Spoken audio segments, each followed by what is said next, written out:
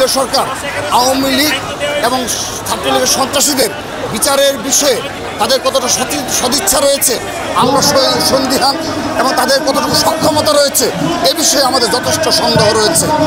আমাদের স্পষ্ট অবস্থান, ডাকসু সহ বাংলাদেশের সকল ছাত্র সংগঠন সংসদ নির্বাচনে ছাত্রদল অবশ্যই অংশগ্রহণ করবে, কিন্তু এখানে এই ডাকসু ভোটার তালিকায় সেই ছাত্রলীগের সন্ত্রাসীদের নাম আসছে। আমরা ছাত্রদলের পক্ষ থেকে আজকে 8 দফা প্রতিশ্রুতি ঘোষণা করব। সেই প্রতিশ্রুতি অনুযায়ী আগামী ছাত্র রাজনীতি চলমান থাকবে এবং ক্যাম্পাসগুলোতে সাধারণ শিক্ষার্থীর অধিকার বাস্তবায়নে ছাত্রদল সদা জাগ্রত থাকবে এবং এই বাংলাদেশে যদি আবারও কোনো ষড়যন্ত্র হয় সেই ষড়যন্ত্র মোকাবেলা করার জন্যে ছাত্রদল প্রস্তুত থাকবে।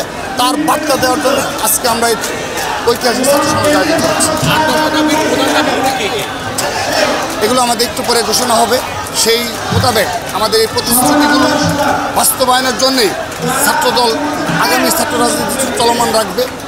আমাদের স্পষ্ট অবস্থান, ডাকসু সহ বাংলাদেশের সকল ছাত্র সংগঠন সংসদ নির্বাচনে ছাত্রদল অবশ্যই অংশগ্রহণ করবে, কিন্তু এখানে আমরা আজকের এই সমাবেশের মাধ্যমে আমরা একটি বার্তা স্পষ্ট করব। আবারও দেশে ইতিমধ্যে প্রায় জুলাই আগস্ট গণঅভ্যুত্থানে 1 বছর পূর্তি উপলক্ষে আমরা অনেকগুলো অনুষ্ঠান উদযাপন করছি, কিন্তু আজকের দিন পর্যন্ত এই ডাকসু ভোটার তালিকায় সেই ছাত্রলীগের সন্ত্রাসীদের নাম আসছে এবং আজকের দিন পর্যন্ত ঢাকা বিশ্ববিদ্যালয় এবং জাহাঙ্গীরনগর বিশ্ববিদ্যালয়ে নামকাও আসতে অল্প কিছু ছাত্রলীগ সন্ত্রাসীদের নাম তালিকা প্রকাশ করেছে। এছাড়া বাংলাদেশের কোনো শিক্ষা প্রতিষ্ঠানে ছাত্রলীগের সন্ত্রাসীদের পূর্ণাঙ্গ কোনো তালিকা প্রকাশ করা হয়নি এবং তাদেরকে বিচারের আওতায় নিয়ে আসার জন্য যে সামান্য পদক্ষেপ তা দৃশ্যমান নয় এবং এই নির্দলীয় সরকার আওয়ামী লীগ এবং ছাত্রলীগের সন্ত্রাসীদের বিচারের বিষয়ে তাদের কতটা সদিচ্ছা রয়েছে, আমরা সন্দিহান, এবং তাদের কতটুকু সক্ষমতা রয়েছে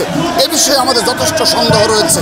সেজন্য আমাদের মূল দাবি, ডাকসু সহ ছাত্র সংসদ নির্বাচনের পূর্বেই যেন ছাত্রলীগের বিচার এবং সন্ত্রাসীদের চিহ্নিত করে তাদেরকে যেন ছাত্রত্ব বাতিল করার সহ অপর সিদ্ধান্ত যেন না হয়।